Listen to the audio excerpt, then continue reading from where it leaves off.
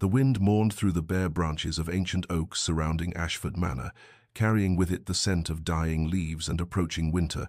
a melancholy perfume that seemed to seep into the very stones of the grand estate. Inside the cavernous entrance hall, Lady Alara Ashford moved with practiced silence across marble floors that gleamed cold beneath her slippered feet, her arms cradling white chrysanthemums and crimson dahlias she had cut from the greenhouse that morning, flowers that would grace the hall table as they did every week, unnoticed by anyone save herself. The late autumn light filtered weakly through tall windows, casting her shadow long and thin against walls hung with portraits of Ashford ancestors who gazed down with expressions of stern disapproval,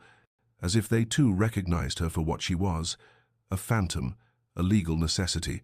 a wife in name alone who had haunted these corridors for 10 years without ever truly inhabiting them. She arranged the blooms with careful precision, her fingers remembering the task even as her mind wandered to the familiar territories of her solitude, thinking how strange it was that one could be married and yet so profoundly alone, legally bound to a man who treated her with the same courteous distance one might afford a visiting dignitary rather than the woman who shared his name. Sebastian Ashford, Duke of Ashford, had not spoken her Christian name since their wedding day, preferring instead the impersonal Duchess or the formal Madam, titles that created walls between them more impenetrable than the separate bedchambers they occupied in the manor's east wing. Their marriage had been a transaction, nothing more her father's crumbling estate, saved from ruin in exchange for her hand, her bloodline, her dutiful presence at social functions, where she smiled and curtsied and played the role of devoted duchess, while her husband stood across crowded ballrooms, his dark eyes never quite meeting hers, his tall frame always angled slightly away, as if even proximity might suggest an intimacy that did not exist. She stepped back to assess the arrangement, adjusting a dahlia that drooped slightly, and caught her reflection in the gilded mirror above the table. A woman of 29 who looked older, her chestnut hair pinned severely back, her grey eyes holding a weariness that came not from hardship, but from the slow erosion of hope, from years of existing as furniture in another person's house,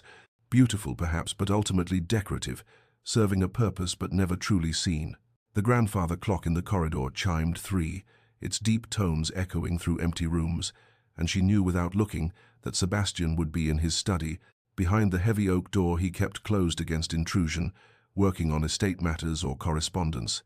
living his life in careful compartments that did not include her. But before our lover's fate is revealed, subscribe so you never miss a chapter of romance and scandal. And tell us in the comments, where are you watching from? Now, let's begin. The morning ritual had not varied in a decade, a choreography of absence so practiced it required no thought. Alara descended to the breakfast room precisely at 8, knowing she would find only her own place setting arranged at the long mahogany table, the Duke having taken his meal at 7 and retreated to his study, where he would remain until evening, and the household, moving around him like water around stone, while she moved through it like morning mist, present but insubstantial. She ate without appetite, the eggs and toast turning to ash in her mouth, as they always did when consumed in solitude, the silence broken only by the clink of silver against porcelain, and the distant sounds of servants going about their duties in other wings of the manor, lives being lived that did not intersect with hers except in the most superficial ways. After breakfast, she met with Mrs. Hartwell, the housekeeper, to discuss menus and household matters, suggestions Alara made that were received with polite nods and promptly ignored. The older woman, having served the Ashford family for 30 years and seeing no reason to defer to a duchess who held the title but not the authority, who had never been granted the keys to the household despite a decade of marriage. The library became her refuge in the afternoon hours, a room of leather and old paper where she could lose herself in novels that spoke of passion and connection and of marriages built on something more than financial necessity, though she was always aware of Sebastian's presence behind the closed door of his adjacent study,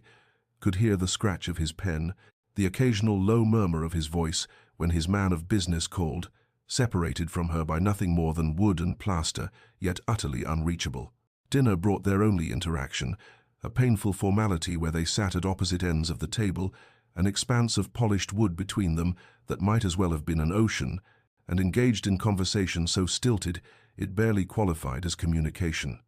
"I trust you are well, madam," he would inquire, his dark eyes skimming past her face, as if direct eye contact might create an intimacy he could not tolerate. "Quite well, your grace, and yourself?" she would reply, her voice steady despite the way her hands trembled slightly in her lap, a tremor born of proximity to the only man who had ever moved her, who continued to move her despite years of careful distance. They discussed the estate, the weather, upcoming social obligations, their words circling everything that mattered while touching nothing of substance, and she thought how strange it was that two people could share a name, a home, a legal bond recognized by church and state, yet remain such profound strangers to one another. She had hoped once, in those early months and years, that patience might soften him, that her steadfast presence might eventually earn something more than courtesy, but hope was a dangerous companion, and she had learned to lock it away, to protect the tender places of her heart behind walls as impenetrable as his own. When the meal concluded, he would rise, bow slightly, murmur, "Good evening, madam," and withdraw, leaving her to finish her wine alone before climbing the stairs to her chambers in the east wing, walking past his door always closed, always dark beneath the frame, to her own room 20 paces distant, the space between their doors, a physical manifestation of the chasm that defined their marriage, a distance measured not in feet but in years of silence, in words never spoken, and in a loneliness so complete it had become her constant companion, more reliable than any husband could ever be. The memory came to her unbidden as she stood before the wedding portrait in the long gallery, a painting she rarely visited but found herself drawn to on this particular grey afternoon, when the weight of her solitude felt heavier than usual, and there she was, captured in oils 10 years younger, barely 19, with hope still visible in her painted eyes, standing beside Sebastian, who looked exactly as he did now, save for a few silver threads at his temples, both of them frozen in formal poses that captured the essence of their union. Proximity without connection, partnership without warmth. She remembered that day with painful clarity, remembered the church filled with society's elite who had come to witness the merging of two great families, though none present had been fooled into thinking this anything more than what it was, a business transaction dressed in orange blossoms and white silk. Her father had stood in the front pew, his relief so palpable she could feel it even through her veil, the weight of his debts lifted by her sacrifice, his estate saved by her agreement to become the Duchess of Ashford. And she had not begrudged him this salvation, even as she spoke vows to a man whose dark eyes remained fixed somewhere over her shoulder, who placed the ring on her finger with the clinical precision of a solicitor executing a contract. Sebastian had been 28 then, already hardened by whatever forces shaped him into the remote figure he remained, his tall frame rigid in his wedding clothes, his expression betraying nothing as they were pronounced man and wife before God and witnesses, and when he had kissed her their first and for many years only kiss, his lips had barely grazed hers, a perfunctory gesture that fulfilled obligation while maintaining the careful distance that would define their marriage. The words he spoke to her after the ceremony, in the brief moment of privacy before they faced the wedding breakfast, had carved themselves into her memory with the permanence of stone. "This is a practical arrangement. Miss Hartley, I beg your pardon, Your Grace. I require an heir and a hostess to maintain my household and position in society. You require financial security for yourself and your family. These are the terms upon which we have agreed. Let us maintain appropriate boundaries and execute our duties with the dignity befitting our stations." She had stood there in her wedding gown, still holding her bouquet of white roses, feeling something inside her crystallize into resignation, the romantic dreams of her girlhood dying in the face of his cold pragmatism. Though she had managed to nod and murmur her agreement, because what else could she do, bound as she now was by law and church, and the debts her acceptance had erased. Now, a decade later, she reached out and touched the gilded frame where their painted hands almost met, the artist having taken liberties with reality to create the illusion of a couple united, and she thought how appropriate that even in this permanent rendering of their union, they did not quite touch. The space between their hands, a gap that had never closed, a distance measured not in inches, but in years of silence, and separate bedrooms and dinners consumed at opposite ends of 2 long tables, and she wondered, not for the first time, if he ever looked at this portrait and felt anything at all, or if she had simply become another piece of furniture in his grand house, noticed only when absent, valued only for function, loved not at all. Weeks passed with the steady rhythm of changing seasons, winter's harshness giving way to the tentative promise of early spring. And during this time, Elara began to notice things she told herself were meaningless, coincidences that her lonely heart inflated into significance, though she knew better than to trust such observations after a decade of careful disappointment. She would descend the staircase in the morning and catch his hand, pausing on the banister, when her laugh echoed from the servants' corridor, where she had shared some small jest with young Mary the housemaid, his dark head turning slightly as if to locate the source of that sound before he continued on his way without acknowledgement, and she thought it nothing until it happened again, and then again, until the pattern became undeniable even as she denied it to herself. At the dinner party they hosted for Lord and Lady Pemberton and a dozen other members of the county's elite. She felt his eyes on her as she moved through the ballroom, ensuring guests were attended to, his gaze following her progress from the refreshment table to the card room to the terrace where the gentlemen smoked. And when she glanced his way, she found him looking elsewhere, but something in his posture betrayed that his attention had only just shifted, the way a person stands when caught in observation they did not wish acknowledged. The most peculiar moment came late one evening when she retired to her chambers, following the same path she had walked for 10 years, and she heard his footsteps behind her in the corridor, heavier than usual, deliberate. And when she reached her door and glanced back, she saw him standing at his own entrance, 20 paces distant, his hand on the handle, but his body turned slightly toward her, and his expression, in the dim lamplight, unreadable but intense. And for a full minute they stood thus suspended in the hallway's shadows before he gave a slight nod and disappeared into his room, leaving her standing there with her heart pounding for reasons she could not name, or would not name for fear of being wrong. Asterisk, you are imagining things. Asterisk, she told herself firmly as she prepared for bed that night.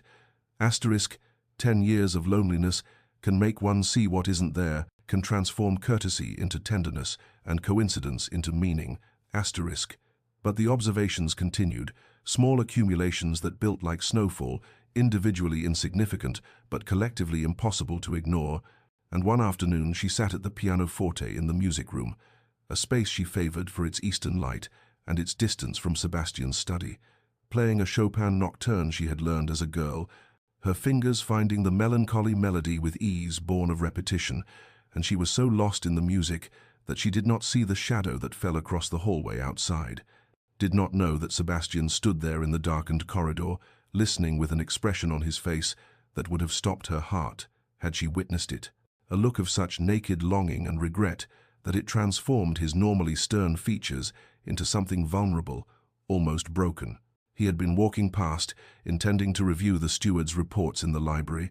when the music reached him, her music, played with a grace and feeling that spoke of inner depths he had deliberately ignored for a decade, and he found himself unable to move, unable to do anything but stand there and listen, while something in his chest tightened painfully. Asterisk, I have denied myself this. Asterisk, he thought. Asterisk denied us both this.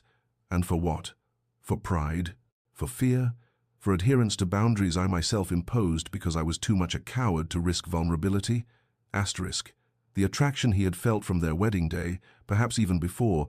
an attraction he had ruthlessly suppressed beneath layers of duty and propriety, and the lessons his cold father had taught him about the dangers of showing one's heart, surged through him now with such force that he had to brace himself against the doorframe,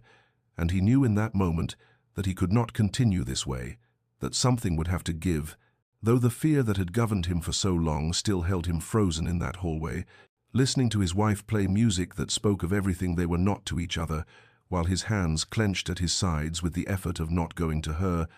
not crossing that threshold and disrupting the careful distance that had defined their marriage,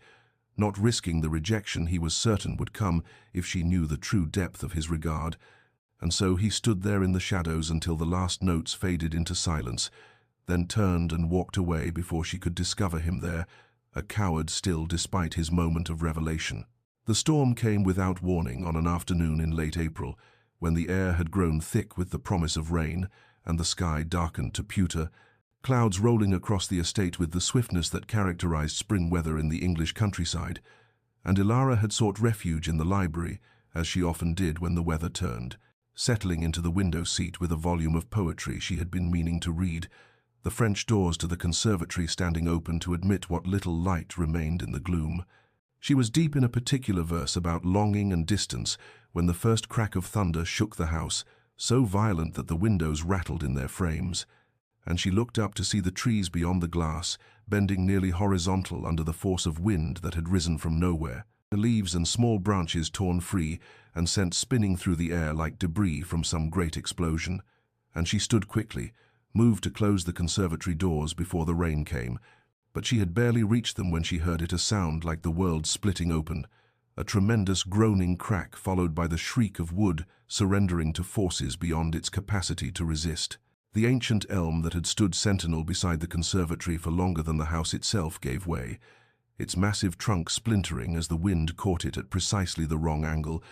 and Ilara stood frozen in the doorway, watching it fall, watching tons of wood and branch arcing toward the glass structure with the terrible inevitability of disaster, time seeming to slow even as everything accelerated, and she knew with crystalline clarity that she should move, should run, but her body refused to obey, rooted to the spot by shock or fear or simple disbelief that this was happening. Then hands gripped her arms, strong and urgent, and she was pulled backward with such force that she stumbled,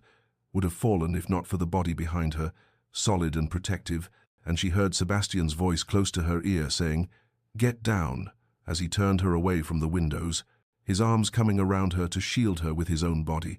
as the world exploded into chaos, glass shattering in a cascade of crystalline destruction, the tree crashing through the conservatory's delicate framework, with the sound of a building collapsing, rain suddenly pouring through the violated structure to drench everything within reach. They stood there, pressed together in the library doorway, his arms locked around her, her face against his chest where she could feel the rapid hammering of his heart, both of them breathing hard from shock and the nearness of catastrophe. And for a long moment neither moved, the rain and wind howling through the ruined conservatory while they remained in their protective embrace, and Ilara became aware of every point where their bodies touched, the warmth of his hands on her back, the strength in the arms that held her, the way he bent over her as if he could make himself a wall between her and harm. When she finally lifted her head to look at him, she found his face mere inches from hers, his dark eyes searching her features with an intensity that stole what little breath she had regained, and his right hand came up almost of its own volition to cup her cheek, his thumb brushing across her skin with a tenderness so at odds with the violence of the storm that she felt tears prick her eyes, and she saw something in his expression shift, something that looked like words he wanted to speak, confessions he needed to make. But then voices echoed in the corridor, the servants drawn by the crash, running to investigate, and his hand fell away. His arms released her, and he stepped back with visible effort, the formal mask descending over his features, even as his eyes betrayed that the distance cost him something.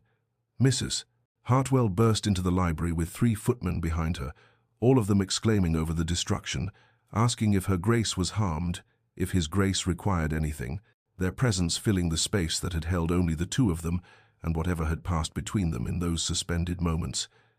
And Sebastian turned to direct the servants, his voice steady and authoritative as he issued instructions about securing the damaged conservatory and ensuring no one ventured near until the structure could be assessed for safety, and Ilara stood there with her heart still racing, her hand unconsciously rising to touch her cheek where his thumb had traced that single, devastating caress, watching him resume command of his household while the rain poured through the broken glass behind them. That night she lay sleepless in her chamber, her hand tingling where it had rested against his chest, feeling the ghost of his arms around her, his breath against her hair, and she thought times, perhaps I imagined it, perhaps the storm made everything seem more significant than it was. 10 years of loneliness can make one see what isn't there, asterisk. But even as she told herself this, she knew it for the lie it was, knew that something had cracked open between them, as surely as that tree had split the conservatory, and whether that opening would lead to healing or further hurt remained to be seen. But she could no longer pretend that nothing existed beneath his careful distance,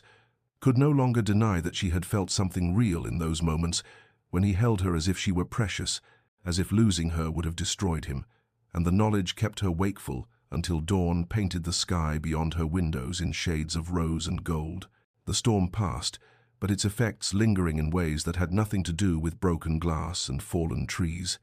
The weeks that followed the storm brought changes so subtle that Ilara might have missed them had she not been watching for them with the desperate attention of someone who has been starved and suddenly catches the scent of sustenance. And the first shift came during a discussion of the tenant cottages, when Sebastian sought her out in the morning room where she was reviewing the household accounts, asking not merely as a formality but with genuine interest what she thought about expanding the workers' housing near the South Fields. And when she offered her opinion that the families there needed better access to the well and perhaps a small schoolhouse for the children, he listened with his full attention, nodding slowly, as if weighing her words with the same seriousness he gave to his steward's reports. And 2 days later, she learned he had commissioned plans for exactly what she had suggested, crediting her insight when he discussed it with the estate manager. Books began appearing in the library, volumes she had mentioned wanting to read in passing conversations she had not realized he was listening to,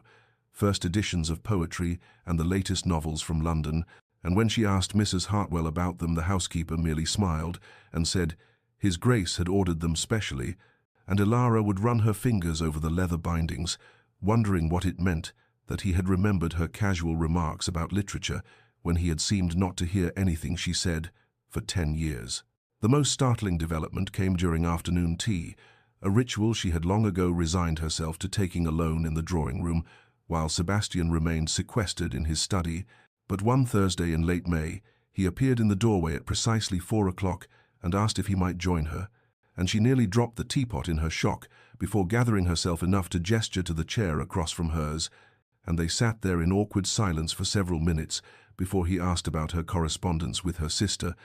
actually asked follow-up questions about Caroline's children and her husband's political ambitions, and when Ilara made a wry observation about the absurdity of parliamentary procedures, he did something she had never seen in their entire marriage. He smiled. Not the formal upturn of lips he deployed at social functions, but a genuine expression of amusement that reached his eyes and transformed his severe features into something almost boyish, and the sight of it made her heart perform an uncomfortable acrobatic feat in her chest. The servants noticed, of course they noticed, and Ilara caught the meaningful glances exchanged between Mrs. Hartwell and Jenkins, the butler, when Sebastian lingered over breakfast instead of rushing to his study, saw the way the footmen tried to hide their smiles when His Grace actually laughed at something Her Grace said about the vicar's interminable sermons, heard the whispered conversations that ceased abruptly when she entered rooms, and she knew the entire household was watching this strange courtship between two people who had been married for a decade. But even as hope began to uncurl in her chest, like a flower seeking sun, after a long winter, she kept her guard in place, remembering too well the pain of disappointed expectations, thinking times, I cannot let myself believe this is real. I cannot risk my heart again when it has taken so long to build these protective walls. Yet, finding those walls increasingly difficult to maintain when he looked at her with such attention, such focus, as if she were a text. He was finally learning to read after years of believing he knew its contents without opening the cover, and she was caught between the fear of being hurt again and the terrible, dangerous possibility that perhaps after all these years something genuine might be growing between them, though whether it would be enough to heal the wounds of a decade's neglect remained a question she could not yet answer, even as she found herself watching for him in the mornings, listening for his footsteps in the corridors, her treacherous heart hoping, despite her mind's warnings, that this time the spring thaw might actually lead to summer warmth instead of another retreat into winter's isolation. The rose garden had become Ilara's sanctuary over the years, a place where she could lose herself in the careful tending of something beautiful, and on a morning in early June, when the air hung heavy with the scent of blooms in their full glory, she knelt among the bushes with her gardening shears and basket,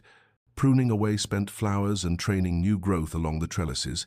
her gloves already stained green from the work, and she was so absorbed in coaxing a particularly stubborn climber into place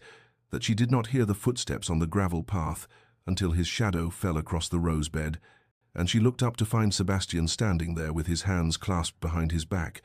watching her with an expression she could not quite decipher, something between uncertainty and determination, and for a moment neither spoke, the silence broken only by birdsong and the distant sound of the gardeners working in the kitchen garden beyond the hedge. He cleared his throat, the formal gesture at odds with the way his fingers tightened where they were clasped, and asked with careful politeness if he might walk with her through the gardens. And though her heart immediately began that traitorous acceleration she had come to associate with his presence, she kept her voice steady as she rose, brushing dirt from her skirts and setting aside her basket, gesturing toward the path that wound through her carefully cultivated domain. They walked in silence at first, past beds of lavender that released their perfume with each brush of their clothing, around the fountain where water trickled over moss-covered stone, beneath the arbor heavy with wisteria that created a tunnel of purple blooms, and he remarked on the weather with the kind of banality reserved for distant acquaintances, mentioned some business with the tenants that required attention, asked after her correspondence with her sister, as if they were not walking through a space she had created from loneliness and neglect, as if every rose bush did not represent hours she had spent alone while he remained locked in his study. And she responded with equal formality, her answers polite and revealing nothing, until finally an uncomfortable silence fell between them that even the beauty surrounding them could not soften. And it was he who broke it, stopping beside a particularly magnificent specimen of deep crimson roses, touching one bloom with careful fingers as if afraid it might shatter under his attention. "These gardens have flourished under your care," he said, and though the words were simple, something in his tone made them feel weighted with meaning, as if he were saying something more than the obvious observation. And Ilara felt her throat tighten, because in 10 years of marriage he had never once commented on her efforts here, had never acknowledged this space she had poured herself into during all those solitary afternoons, and she looked at him carefully before responding, her words chosen with precision. "I have had much time to devote to them," and the subtext hung in the air between them, heavy as the rose scent, the unspoken truth that she had time because she had nothing else, no one else, long hours that stretched empty and aching, that she filled with soil and thorns, and the patient work of making something grow where he had planted only distance. She saw his jaw tighten, saw something flash in his eyes that might have been pain or regret or both, and he seemed on the verge of speaking, his lips parting as if words were gathering there that had been locked away too long, when Jenkins appeared at the garden gate, calling that Lord Pemberton had arrived unexpectedly and was waiting in the drawing-room, and the moment shattered like glass. Whatever Sebastian had been about to say swallowed back as duty reasserted itself, and he offered her a slight bow, formal and cold, as if the past months of tentative connection had never happened, before turning to stride back toward the house with that decisive walk that left no room for protest. And Ilara stood alone among her roses, with her heart beating too fast, and her hands trembling slightly as she touched the crimson bloom he had caressed, thinking that she had been a fool to hope that a single compliment after a decade of silence could mean anything real, yet unable to forget the way his voice had softened when he spoke of the gardens flourishing, as if he wished he could say the same of her, as if he knew exactly how much time she had spent here, alone, and regretted every moment of it. And she remained there long after he had gone, surrounded by the beauty she had cultivated from emptiness, wondering whether she had the strength to keep hoping, or whether it would be wiser to tend only her roses and accept that some things, once neglected too long, could never truly bloom. The Marlborough Ball arrived with the heavy inevitability of summer thunder, and Ilara found herself standing in the grand ballroom surrounded by glittering chandeliers and the rustle of silk gowns, while Sebastian stood across the room, engaged in conversation with Lord Wessex and several other gentlemen, his posture as rigid and formal as always, as if the past months of tentative connection had been nothing more than her imagination, and she felt the familiar ache of invisibility settling over her shoulders like a cloak she had worn too long to ever truly shed, until Baron Frederick Ashton approached with that charming smile that had won over half the mothers in London society, and asked if she would honor him with a dance. And something reckless stirred in her chest, a defiance born of too many years spent waiting for a husband who would not see her, so she accepted his hand and let him lead her onto the floor, where they moved through a waltz with an ease that surprised her, and he made her laugh with his witty observations about the other guests, genuine laughter that bubbled up from a place she had forgotten existed.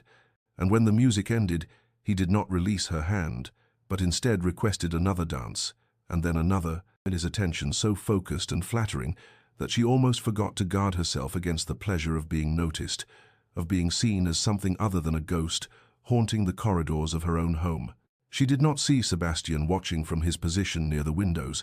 did not notice how his knuckles whitened where his hand gripped his glass, how his jaw tightened with each turn she made in the Baron's arms, how his eyes tracked her movement across the floor with an intensity that made Lord Wessex pause mid-sentence and follow his gaze with raised eyebrows. And when Baron Ashton suggested during their third dance that perhaps they might take some air in the garden, that the ballroom had grown rather warm, and he had heard the Marlborough roses were particularly fine this year, Ilara hesitated only a moment before nodding, thinking, "Times, why should I not accept kindness where it is offered, when my own husband treats me as furniture asterisk?" But before they could move toward the terrace doors, Sebastian materialized at her elbow with such sudden force that both she and the Baron stepped back in surprise, and his Grace's voice was cold as January frost when he informed Baron Ashton that the Duchess had a prior engagement, that he required her presence for introductions to several important guests, his hand closing around her arm with a possessiveness that was entirely new and shocking in its barely controlled intensity, and the Baron, reading the dangerous glint in the Duke's eyes with the wisdom of a man who knew when to retreat, bowed gracefully and withdrew, leaving Ilara standing beside her husband, with her heart pounding and confusion, warring with a strange exhilaration, because this was jealousy, unmistakable and raw, breaking through his carefully maintained facade like spring water through winter ice. The carriage ride home was thick with silence, a charged atmosphere that made the enclosed space feel suffocating, and Ilara sat as far from Sebastian as the seat would allow, watching his profile in the darkness, seeing the rigid set of his shoulders, the way his hands were clenched into fists on his thighs, the muscle jumping in his jaw as if he were physically restraining himself from speaking, and the silence stretched between them like a bridge. Neither knew how to cross until finally she could bear it no longer, and her voice cut through the darkness sharp with confusion and a decade of accumulated hurt. "You have never cared before how I spent my time, with whom I danced, with whom I conversed. You have treated me as if I were merely another piece of estate property to be managed from a distance. So pray tell me, Your Grace, what has changed that you suddenly find my activities worthy of your notice?"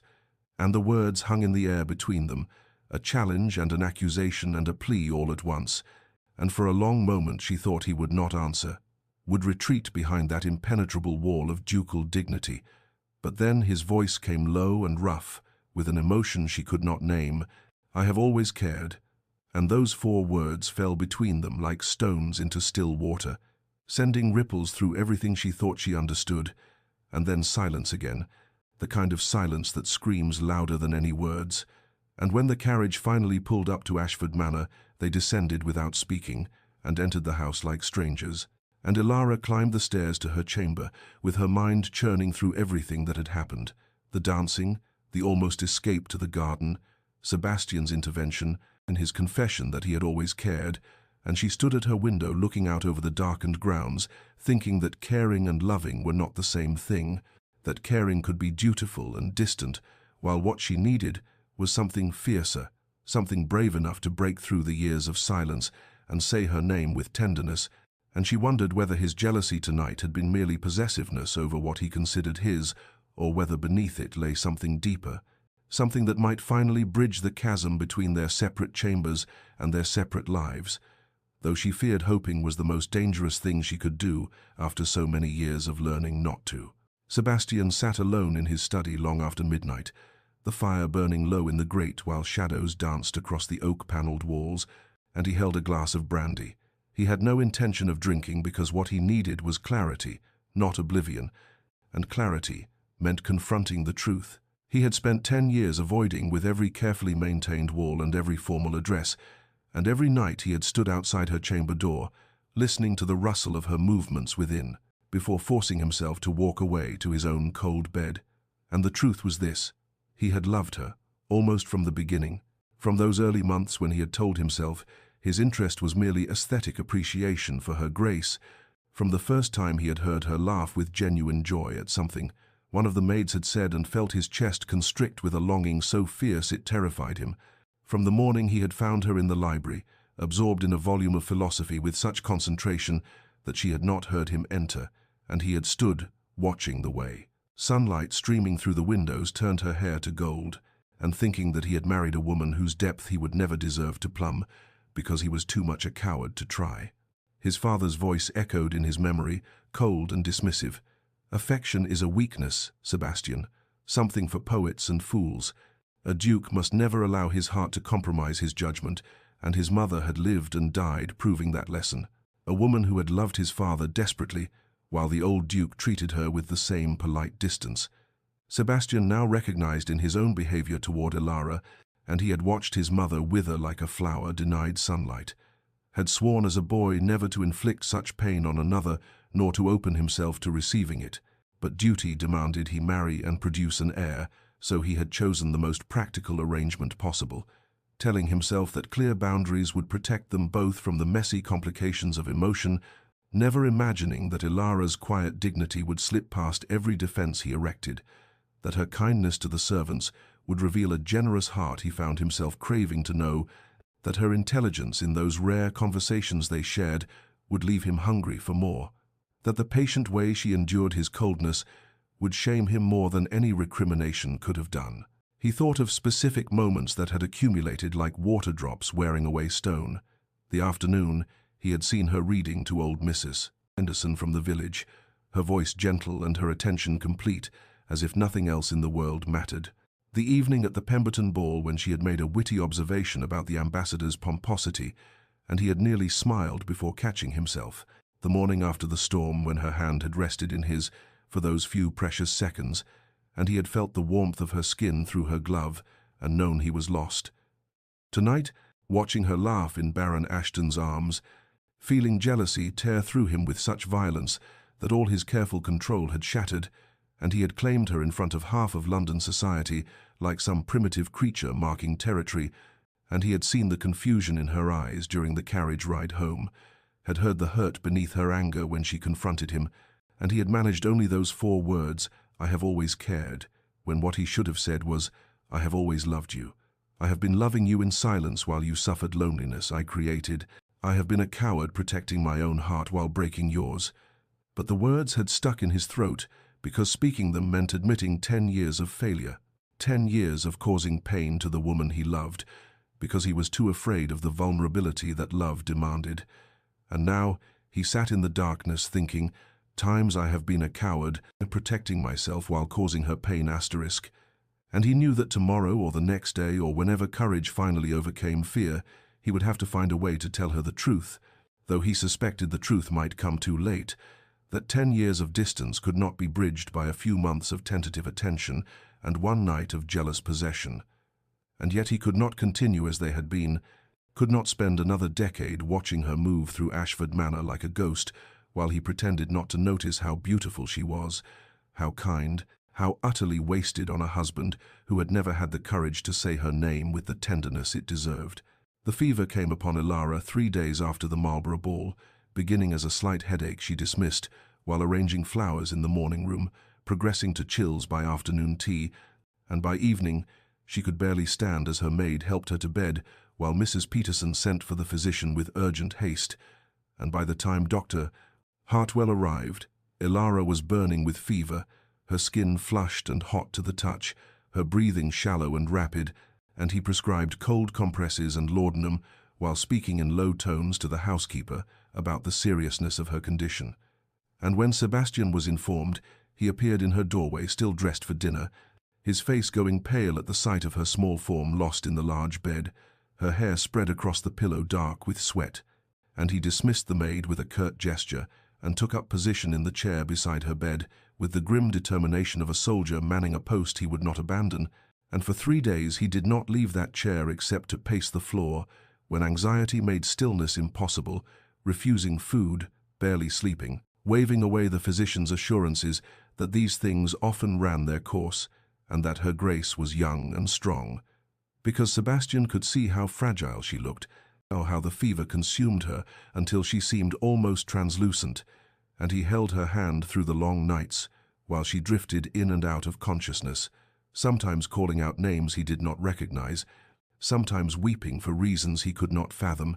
and in those dark hours when he thought he might lose her, he whispered everything he had never had, the courage to say aloud, told her sleeping form that he loved her, and that he had always loved her, that he had been a fool and a coward, that if she would only open her eyes he would spend the rest of his life proving his devotion, that he would call her Elara every day, and that he would never again hide behind formality and distance, that she was the light in his cold house, and he had been too blind to see it, until the thought of losing that light made him understand what darkness truly meant, and Mrs. Peterson found him one morning slumped over the bed with his head resting on the mattress near Elara's hand, unshaven and dishevelled in a way no one at Ashford Manor had ever witnessed,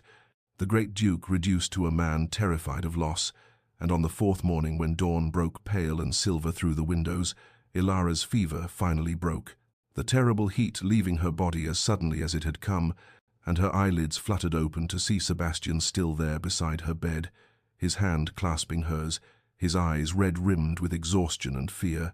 and their gazes met and held, and in that moment something fundamental shifted between them, some wall crumbling that had stood for 10 years, and she saw in his ravaged face a depth of feeling that took her breath away, saw evidence of vigil and devotion that spoke louder than any words could have done, and she whispered, "Sebastian," in a voice raw from fever, and he brought her hand to his lips, his eyes closing as if in prayer.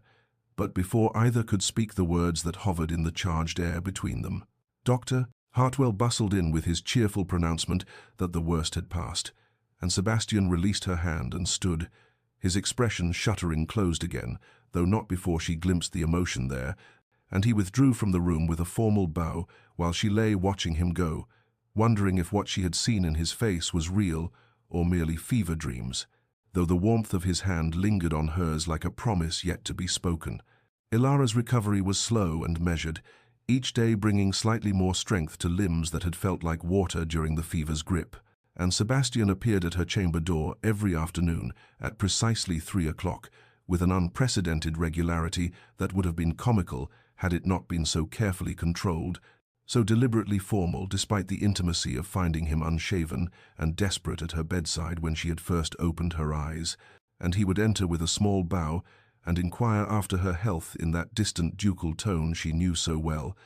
then settle into the chair, that same chair where he had kept vigil, and read aloud from whatever volume he had selected from the library, his voice steady and melodious as he worked through poetry and philosophy and novels. She suspected he chose specifically for her taste, and she would lie against her pillows watching his profile as he read, searching for some evidence of the raw emotion she had glimpsed in that dawn moment, some crack in the formal facade he had reconstructed so thoroughly, but he never met her eyes for more than a brief second,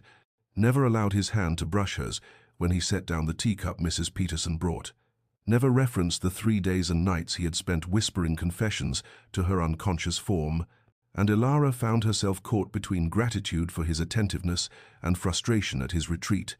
between the warmth of having him present in her rooms daily for the first time in their marriage, and the coldness of having him present yet still somehow absent, still hiding behind the formal address of Duchess and Madam, when she knew that he had called her Elara in those fever-dark hours, had held her hand as if it were his anchor to sanity,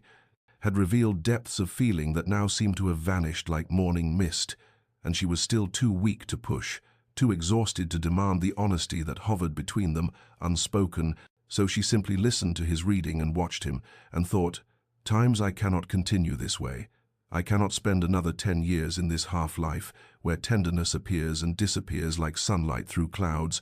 where I am cherished in crisis but invisible in calm. I must either break through these walls or truly let go asterisk," and she decided with the clarity that sometimes comes in convalescence, that when her strength fully returned, she would demand truth, would force the conversation he seemed determined to avoid, would ask plainly what he wanted from this marriage, because she deserved honesty, even if the answer broke her heart. And one afternoon, as he read from Wordsworth about daffodils and solitude, she interrupted him mid-stanza and said, "Sebastian," just to watch him startle at her use of his Christian name, just to see his eyes finally meet hers with something like alarm, and she said, "Thank you for staying with me during the fever. Mrs. Peterson told me you never left." And he went very still, his hand tightening on the book, and for a moment she thought he might finally speak the words that lived in the charged silence between them. But instead he simply nodded once and said, "It was my duty as your husband," in a voice that betrayed nothing, and she turned her face toward the window so he would not see the tears that suddenly burned behind her eyes, would not know how much those cold words cost her after hoping for so much more. 3 weeks after that afternoon, when Sebastian had called his vigil mere duty, Ilara rose from her bed with legs that finally felt steady beneath her, dressed herself in a gown of deep burgundy that brought color to cheeks still pale from illness, and walked through the corridors of Ashford Manor with a resolve that had been building through long hours of convalescence and longer hours of thought, and she arrived at Sebastian's study door in the mid-morning when she knew he would be reviewing correspondence, and she knocked once sharp and decisive and entered without waiting for permission, closing the door behind her with a soft click that somehow echoed through the book-lined room like a gunshot, and Sebastian looked up from his desk with surprise evident in the widening of his eyes, because in 10 years of marriage she had never entered his private study uninvited, had never breached this particular sanctuary of his carefully constructed distance, and he rose immediately with ingrained courtesy and said, "Duchess, you should not be out of bed, doctor." Hartwell said, "You require more rest," but she raised one hand to silence him and moved to stand before his desk with her spine straight and her chin lifted in a way that reminded him suddenly of the girl she had been on their wedding day before resignation had taught her to make herself small and unobtrusive, and she said in a voice that trembled only slightly, "Your Grace, we have been married 10 years," and she watched his jaw tighten at her use of his formal title, watched him recognize that she was throwing his own formality back at him like a gauntlet, and she continued, "In that time you have never called me by my name. You have maintained absolute distance even as you share my home and my title and my life, and yet recent weeks have suggested something different.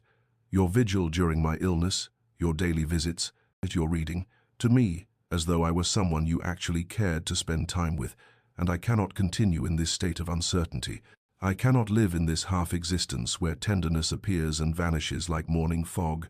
where I am cherished in crisis but invisible in calm, where I do not know if you stayed by my bedside out of duty or devotion or something else entirely." And her voice grew stronger as she spoke, 10 years of silence finding its voice at last. And she said, "I deserve honesty," Sebastian, using his Christian name deliberately, watching him flinch as though she had struck him. And she finished, "What do you want from this marriage?" And the question hung in the air between them like something living and dangerous. And Sebastian stood frozen behind his desk, with his hands gripping the edge of the mahogany surface so tightly his knuckles showed white, and she could see him struggling with some internal battle, could see the careful walls he had constructed around himself beginning to crack under the weight of her direct confrontation, and for a long moment he said nothing, while the clock on the mantel ticked away, seconds that felt like hours, and then his mouth opened as though to speak, but no words emerged, and she waited with her heart pounding so hard she thought he must surely hear it, waited for him to finally tell her the truth that would either break her heart completely or begin to mend it. Sebastian stood frozen for a moment longer, then moved with sudden decision away from his desk toward the tall windows that overlooked the east gardens, where morning light spilled across manicured lawns, still wet with dew, and he turned his back to her because it was easier to speak without her eyes upon him, easier to crack open the armor he had worn for so long if he did not have to witness her reaction to each painful revelation, and his voice when it came was lower than usual, rougher, as though the words themselves scraped against his throat on their way out, and he said, "My father was the 4th Duke of Ashford,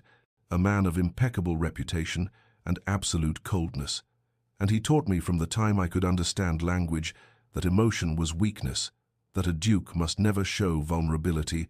That sentiment was for lesser men who had the luxury of insignificance," and Sebastian's hands clasped behind his back in a posture of rigid control, even as his voice betrayed the cost of maintaining that control for so many years, and he continued, "When I married you, I believed I was doing the honorable thing. Your father needed salvation from debt. I needed a duchess of appropriate birth and breeding. It was a practical arrangement that benefited both families, and I told myself that maintaining distance was the kindest approach, that it would spare you the burden of expectations I could not meet, spare you disappointment in a husband who had been trained since childhood to offer nothing of his heart. and he paused, his reflection ghostly in the window glass. And when he spoke again, his voice had dropped to barely above a whisper. "I thought I was protecting you from the coldness I had inherited like a family heirloom. I thought keeping formal boundaries meant I was being honest about the limitations of what I could offer. I thought sparing you the burden of my regard was a form of kindness, when in truth it was only cowardice dressed in the costume of honor." And the words hung in the air between them like confession and accusation both, and Sebastian drew a breath that seemed to cost him something vital, and said, "I was wrong." And the admission was stark and simple and devastating, and he turned from the window at last to face her, his expression stripped of its usual careful neutrality, his eyes meeting hers with something raw and undefended, and he said, "I have been wrong for 10 years, Ilara, wrong about what honor required, wrong about what kindness meant, wrong about everything except the one truth I was too afraid to speak." But before he could continue, before he could finally say the words that pressed against his chest like a physical weight, there came a sharp knock at the study door, and Thompson's urgent voice calling, "Your Grace, forgive the interruption, but there is a matter of extreme urgency. Lord Pemberton has arrived with the magistrate, and they insist on speaking with you immediately regarding the railway investment." And Sebastian closed his eyes briefly, as though in pain, and when he opened them, Ilara could see the moment when he retreated back behind his walls, could see him reaching for the familiar armor of ducal authority, even as something in his expression begged her to wait, to give him time to finish what he had only just begun. Lord Pemberton proved to be merely the messenger of catastrophe,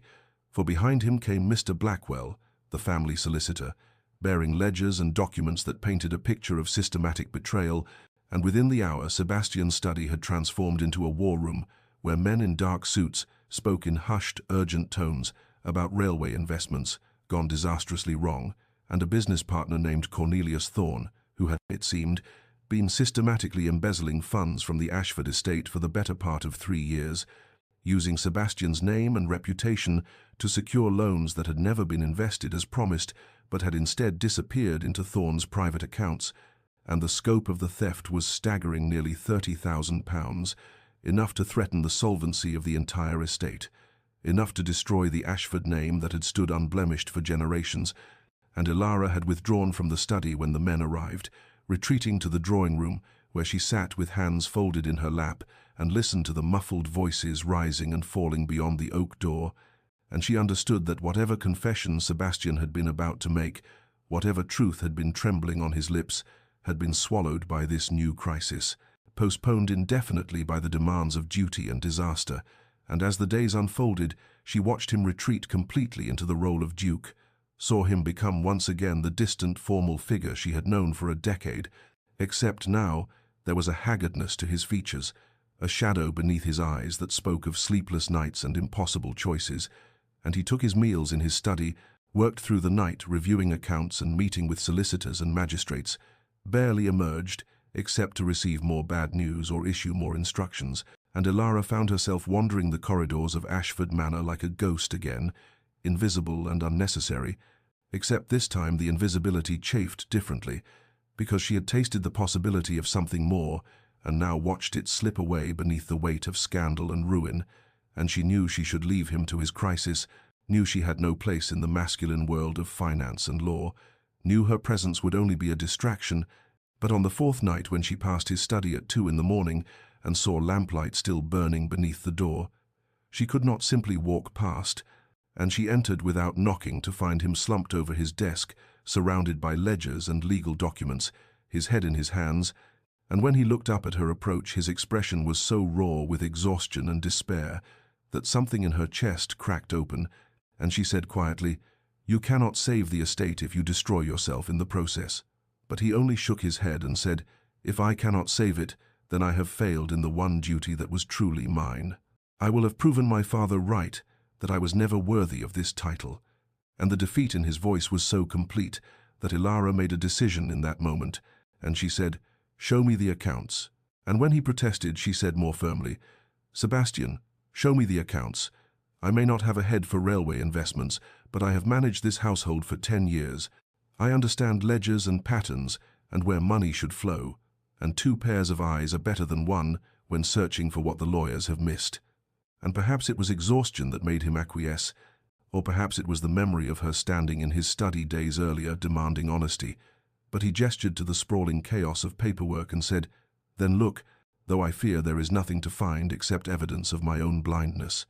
And Ilara pulled a chair close to his desk and began to read. The pattern Ilara had discovered revealed itself slowly over the following weeks as she and Sebastian worked side by side in his study.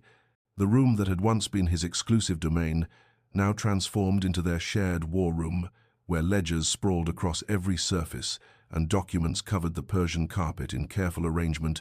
and she found that her years of managing household accounts had given her an eye for discrepancies that the lawyers in their focus on large transactions had overlooked. For she noticed the small irregular payments, the quarterly disbursements that should have aligned with dividend schedules but were offset by weeks,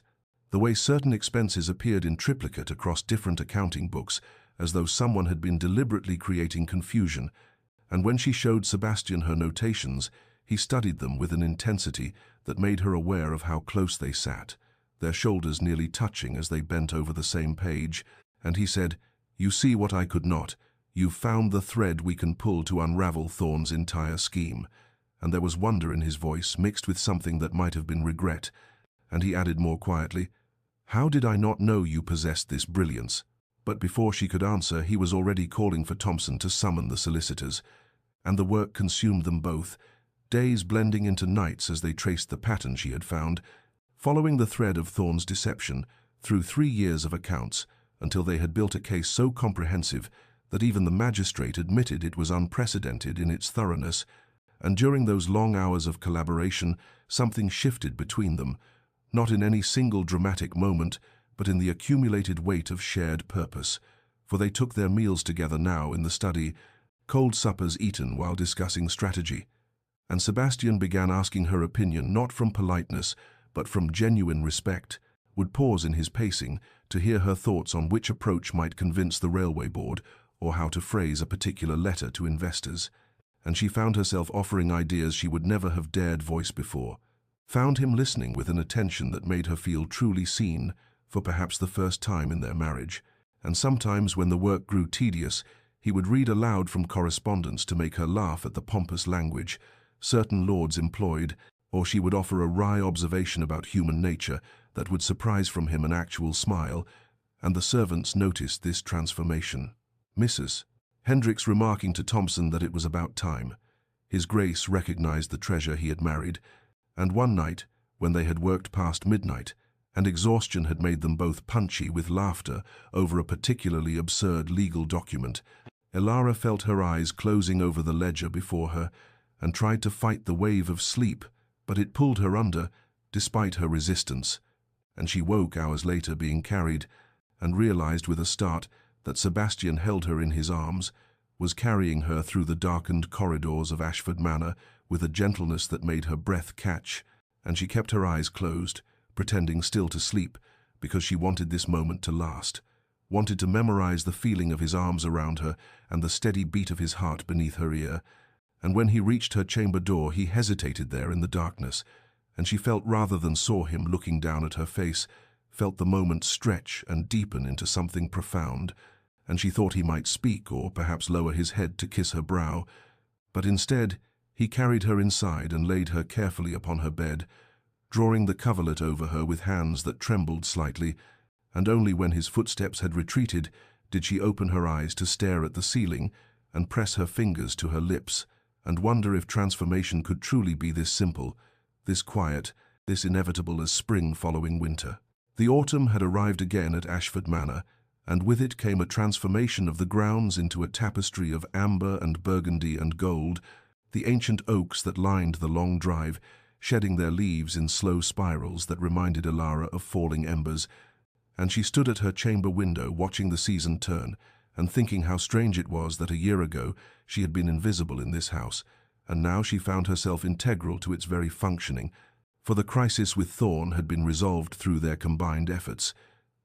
The embezzler arrested and the estate's finances slowly recovering, and in the months since they had continued working together, not from necessity but from choice,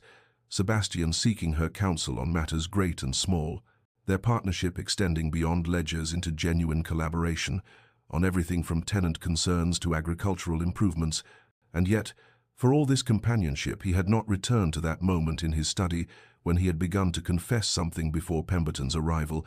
and had not spoken of feelings or acknowledged what had shifted between them beyond professional respect, and Ilara found herself suspended in a peculiar limbo where she was no longer invisible but not quite seen in the way her heart desired. And so when Sebastian appeared at the breakfast room that morning and asked with unusual formality if she would walk with him through the estate grounds, she felt her pulse quicken with something between hope and trepidation, and she agreed, though her hands trembled slightly as she retrieved her shawl and bonnet, and they set out together through the gardens she had tended for a decade, past the rose beds, now preparing for winter sleep, and the reflecting pool where fallen leaves floated like small boats,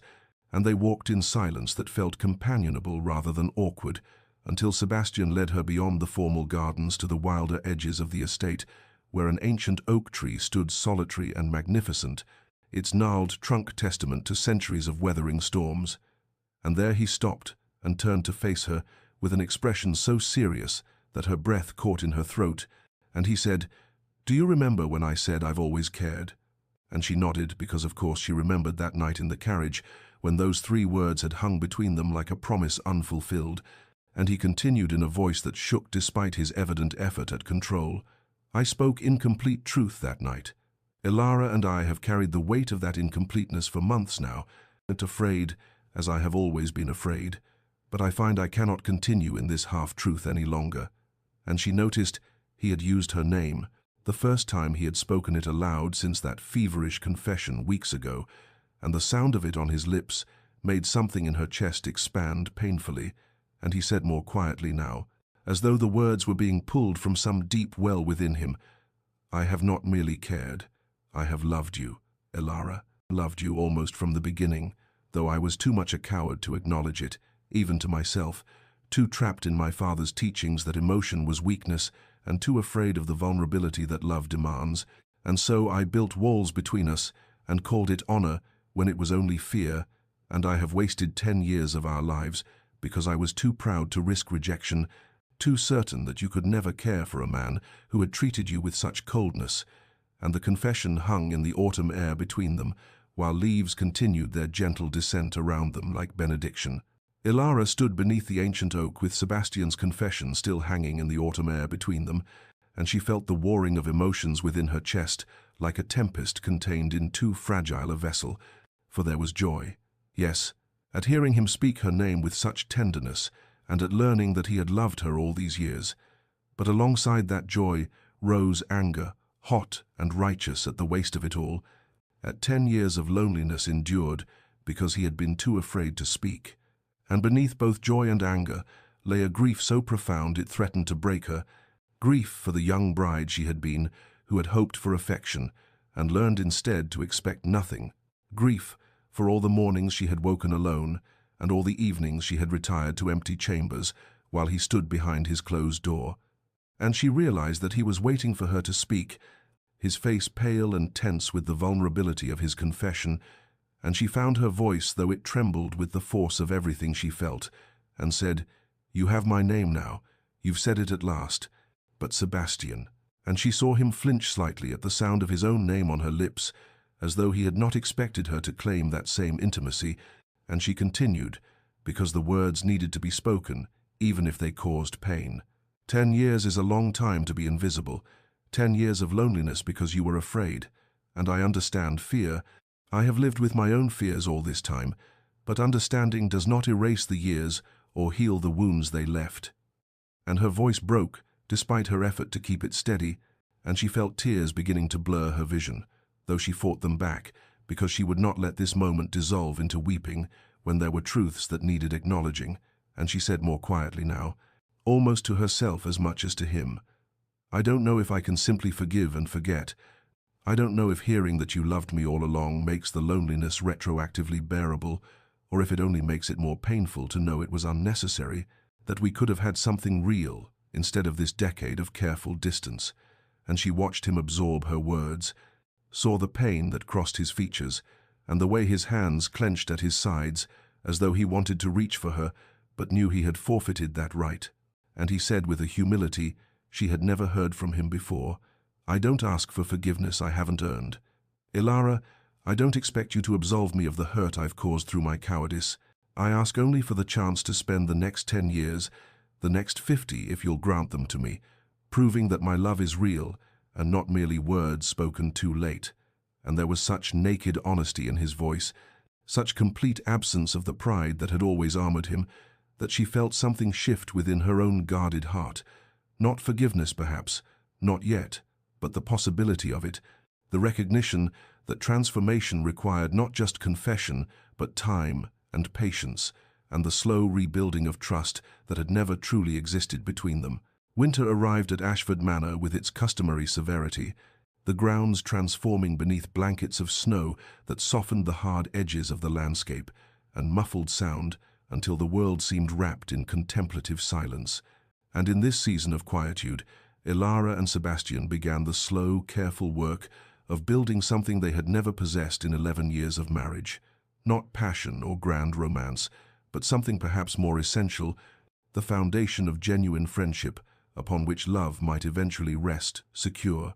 And they did not rush toward intimacy, but instead took tentative steps like travelers learning unfamiliar terrain, beginning with breakfast together each morning in the smaller dining room rather than the formal hall, where Sebastian would ask about her plans for the day and actually listen to her answers rather than offering the polite half-attention that had characterized their previous exchanges. And she found herself sharing thoughts she had kept private for years, her concerns about the tenant families struggling through the harsh winter, her ideas for improving the estate's charitable works, her observations about literature and music, and the small philosophical wonderings that had occupied her solitary hours.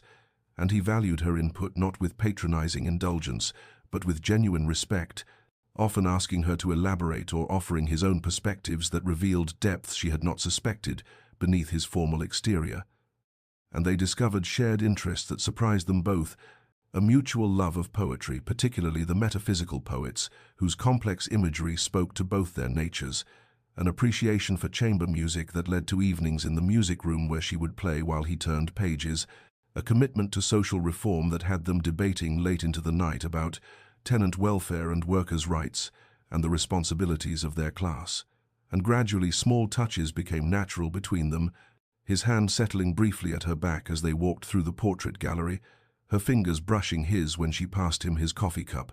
Moments of physical contact that no longer carried the electric shock of novelty, but instead the gentle warmth of growing comfort. And one snowy evening when the wind howled against the manor's windows and the fire burned low in the library hearth, Sebastian settled into the chair beside hers and began reading poetry aloud, his voice low and measured as he worked through Donne's verses while she sat with her embroidery, creating a scene of such peaceful domesticity that Ilara felt something in her chest expand with tentative joy, for this was what she had imagined. Marriage might be all those years ago when she was 19 and foolishly hopeful. This companionship and quiet sharing of space, and she realized that her guarded heart was slowly, carefully opening, despite her efforts to protect it, that forgiveness was creeping in, not as a conscious decision, but as the natural result of his consistent presence and evident effort, his patience in not demanding more than she could give, his willingness to earn rather than expect her trust. And when he glanced up from his reading to find her watching him, and smiled with a tenderness that transformed his usually stern features, she thought perhaps healing was possible after all. Perhaps the next 10 years could indeed be different from the previous decade. Perhaps it was not too late for them to become what they should have been from the beginning. Spring returned to Ashford Manor with its promise of renewal, and with it came preparations for the annual ball that marked exactly 11 years since Ilara and Sebastian had spoken their wedding vows in the chapel that overlooked these same grounds, though this year the anniversary held different weight than all the ones that had preceded it,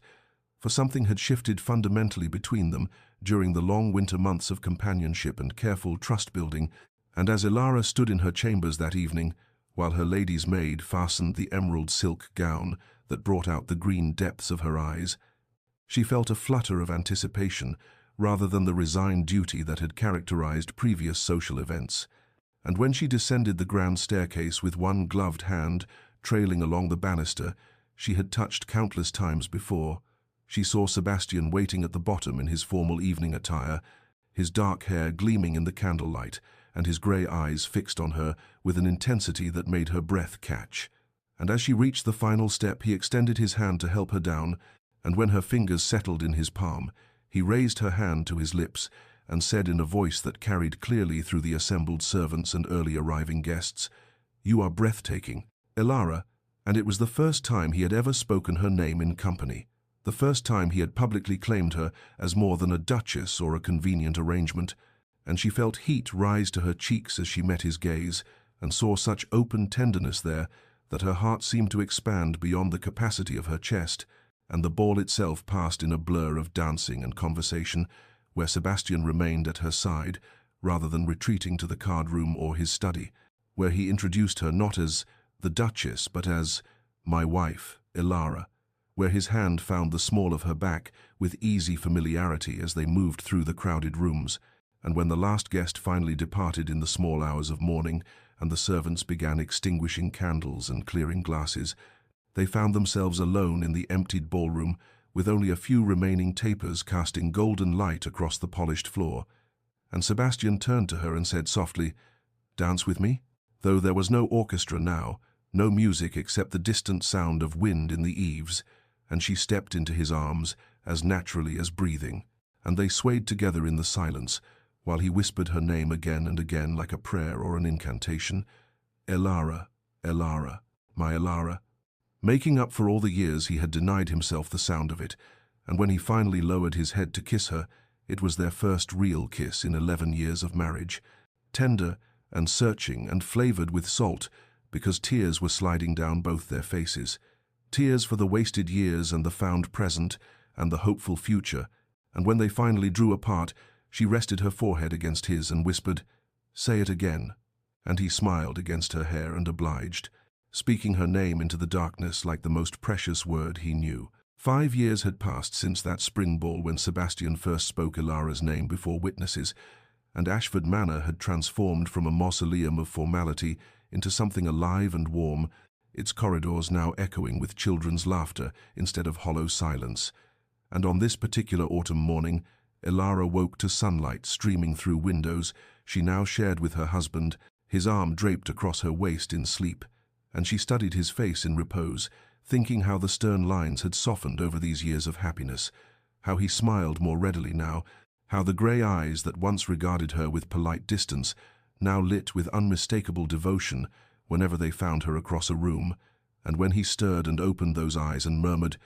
"Good morning, Elara, my love," in the rough voice of new waking,